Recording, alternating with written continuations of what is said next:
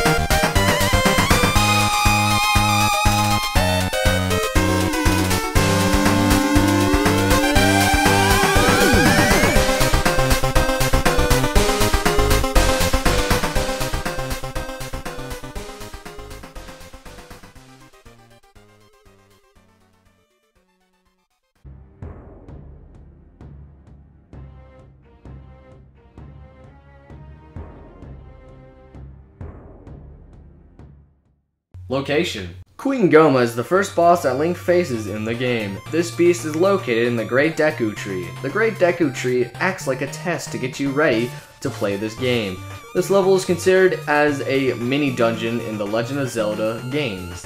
This dungeon has 4 floors, like B2, B1, F1, and F2, which is pretty much basement and floor for the B and the F, just if anyone was curious, or if you just didn't know for whatever reason, but I bet you knew that already, so I don't really know why I explained that. But anyway, each dungeon has a map and a compass and a specific item in order to be able to take the boss down in that dungeon. The item for this dungeon is the Fairy Slingshot. The enemies in this dungeon are Big Skulltulas, Deku Baba, Deku Scrub, Gohma Larva, Gold Skulltulas, which we will discuss more about in a couple of seconds, Skulltula, and sorry for the butchering of the pronunciation of this, but Skullwatula. I hope that's how you say it. But anyway, there are 3 gold Skulltulas in this dungeon. When you kill one, it will reward Link with a gold Skulltula token, which is something Link will need in order to 100% the dungeon. The entrance to the Queen Gohma is guarded by the Deku Scrub brothers, which is considered to be the mini-boss in this dungeon. Link has to hit them in a specific order, which is you hit the second one first, then the third one, and then the first one last. Once Link has done this, it will reveal the Queen Gohma's weak spot.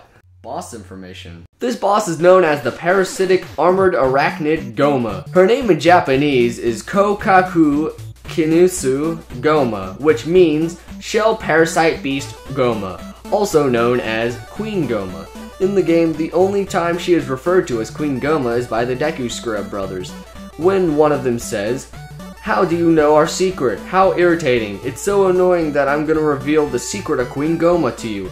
In order to administer the coup de grace to Queen Gohma, strike with your sword while she's stunned. Oh, Queenie, sorry about that." Gohma is making the Deku Tree fatally ill, and the only way that Link can heal the tree is by beating the beast down. This boss has one massive eye that Link must target in order to win the fight. Navi notes that it is one of the parasitic monsters inside the Deku Tree. Her eye is vulnerable when it's red. We will go more into depth about the fight itself in a minute or so. The Gohma has appeared in many different forms in many different games.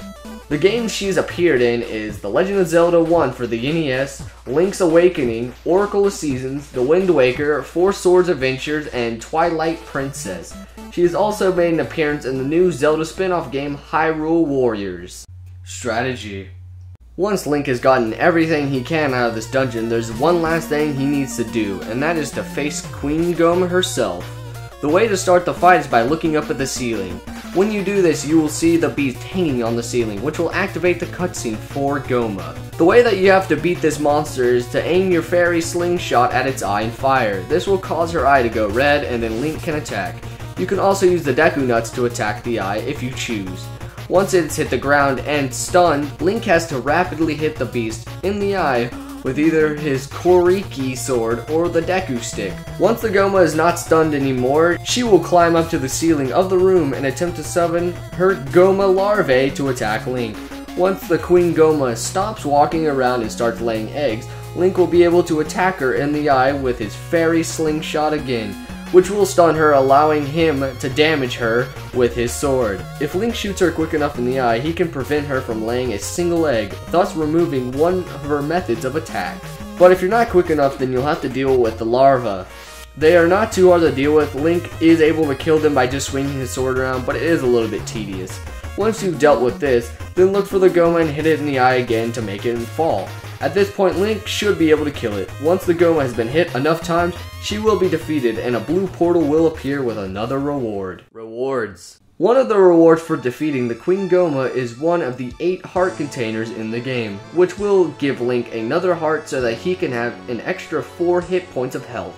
A heart container is the equivalency of 4 heart pieces that you can get throughout the game. After you have walked through the portal, the Great Deku Tree will talk to Link about how he has been under the evil curse for too long and will have to die. Before he dies, he gives Link the Kokiri Emerald, which is the spiritual stone of the forest. This is one of the 3 stones needed to open the door to the Sacred Realm, which is where the Master Sword is. Its name in Japanese is Kokiri no Hishu, which in English is Kokiri's Jade. Final thoughts. Queen Gohma is the boss that eases the player into the game. Link is aware that the beast is killing the Great Deku Tree, so with that the pre-fight hype gets a 4 out of 5 because there's a motive for wanting to kill the Gohma. Once Link has killed the Gohma, he thinks that he's gonna save the Great Deku Tree, but in reality the Great Deku Tree was screwed from the beginning. And with that, the gameplay gets a 3 out of 5 because the game's controls can be a little bit wonky at times, and you gotta be used to holding a Nintendo 64 remote because if you're not, then it could be a little bit bad. The fight itself is pretty fun for the first time fighting it, but later on, this is the boss that is just kind of in your way and you just kind of need to beat just because. The boss gets a 2 out of 5 in difficulty because this boss has an obvious weak spot, and the way to kill it is very predictable. The boss's fun factor gets a 3 out of 5 because the boss is fun for someone who's never played a Zelda game, like me. But after fighting it 2 or 3 times in order to make the video, I started to quickly understand that this boss was one here just to ease the player into the game and just to kill just because. And finally, Gohma gets a 4 out of 5 in creativity because the appearance of the boss is very creative. But the fight itself, as I've said before, is a little bit predictable. So if I use all of these points to round out the final score, I would say that this boss gets the rank of Hit and Run. Yes, this boss is a beginner's boss, so that's why I had a little bit of mercy on it when I was rating it. This boss is for sure not one of my favorites, but it was still pretty fun to face. I understand why it's in the game. This boss is very important to the storyline, and without it, the storyline could be completely different. Speaking of the Ocarina of Time storyline, so far I've really enjoyed playing through the game. The game has been so fun. I've only played through one other game, and that one other game is Wind Waker, but I will be talking about a boss from Wind Waker way later on. So, what do you think about this boss? Do you think this boss deserves a higher ranking or a lower ranking? Let me know in the comments if you enjoyed this video or not. Also, make sure to click the like button if you liked the video, and hit that subscriber button, or else the Gohma will come after you. No, I kid. But anyway, thank you guys for watching. My name is Ryan Kelly, and I will see you in the next episode of Know Your Bosses.